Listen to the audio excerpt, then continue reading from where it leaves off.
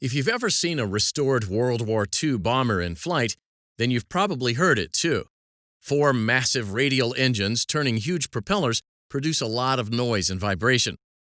The sight and sound of these airplanes at a daytime air show are thrilling. But imagine if they flew low over your home, constantly, day and night.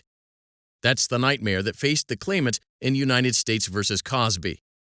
Thomas Lee Causby lived on his chicken farm located about half a mile from the end of Lindley Field in North Carolina. During World War II, the United States government leased the airstrip and flew military aircraft from it at all hours of the day and night. Depending on the wind direction, planes taking off or on final approach passed about 70 to 80 feet above the farm. Glare from aircraft lights, noise, and vibration all upset Causby and his family, causing them sleep deprivation, nervousness, and fear. It also panicked his livestock enough that they flew into the walls of the barn. Causby claimed that he'd lost over 150 chickens that way and that he couldn't use his property as a chicken farm anymore. Causby sued the United States in the Court of Claims.